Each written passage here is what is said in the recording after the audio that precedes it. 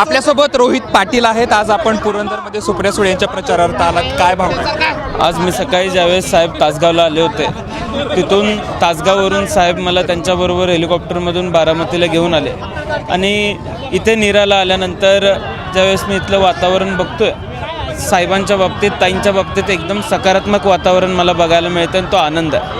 एकंदरीत प्रचाराची साधारणतः तुम्ही रणनीती काय बघता? तुमच्याकडे काय परिस्थिती, काय सांगाल? कारण एकंदरीत काँग्रेसमध्ये बहुतेक मोठ्या प्रमाणात आज पक्षाने लोकसभा न्याय प्रचाराचा आराखडा आम्हाला आखून दिलेला आहे. आज बारामतीला आहे, उद्या साताऱ्याला आहे, परवा माढ्याला आहे. अशा पद्धतीने वेगवेगळ्या लोकसभा मतदारसंघामध्ये आम्ही जाऊन लोकांना भेटण्याचा प्रयत्न करतो आहे. साहेबांचा विचार लोकांपर्यंत पोचवण्याचा प्रयत्न करतो आहे आणि लोक एकदम सकारात्मक प्रतिसाद त्याला देत आहेत.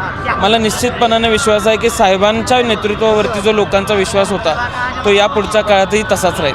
बहुसंख्य ठिकाणी बारामतीत जर विचार करायचा झाला तर घरामध्येच लढत आहे. या लढतीकडे कसं बघता? शिवलढत होणं अपेक्षित? मला एक गोष्टीचा विश्वास इथं आल्यानंतर नक्की जाणवतो की साहेबांच्या विचारांवर विश्वास आहे, साहेबांच्या कर्तृत्वावरती विश्वास आहे. साहेबांनी जे कार्य इथं बारामतीमध्ये उभं केलेलं आहे, किंबहुना महाराष्ट्रामध्ये एक शाश्वत विकासाचा मुहूर्तमेढ साहेबांनी रोवलेला आहे आणि असं असताना मला विश्वास आहे की इथली लोक साहेबांबरोबर उभे राहतील.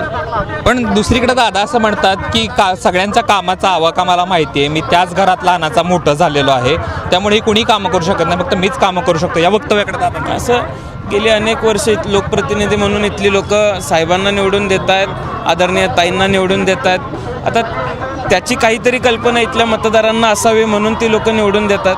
त्यामुळे मला जो प्रतिसाद ताईंना मिळतोय किंवा साहेबांना मिळतोय, साहेबांच्या विचारांना मिळतोय, लोकांना ज्या गोष्टी करायच्या आहेत ते लोक निश्चितपणाने करून दाखवतील. सांगलीची काय परिस्थिती? एकंदरीत मोठ्या प्रमाणात नाराजी आहे. सांगलीत एकत्रित तिरंगी निवडणूक लागलेली आहे. महाविकास आघाडीचं निवडणूक उमेदवार निवडून आणण्यासाठी आम्ही सगळे मिळून प्रयत्न करतो. पण फटका बसेल अपक्ष उमेदवार? आम्ही ताकदीने प्रयत्न करतोय. पलूस कडेगावला विश्वजित दादा, तासगाव कोटेमंकाला राष्ट्रवादी काँग्रेस पक्ष आहे, आदरणीय पवार साहेबांचा गट आहे आणि जतला काँग्रेस आहे. महाविकास आघाडी म्हणून चांगला प्रयत्न करण्याची भूमिका आम्हा सर्वांची आहे. बारामतीत काय होईल?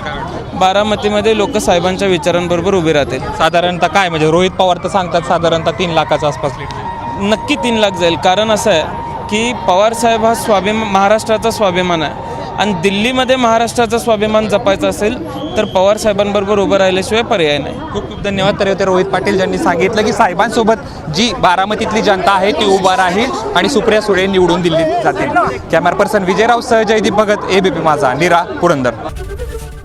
एबीपी माझा, उघडा डोळे बघा नीट.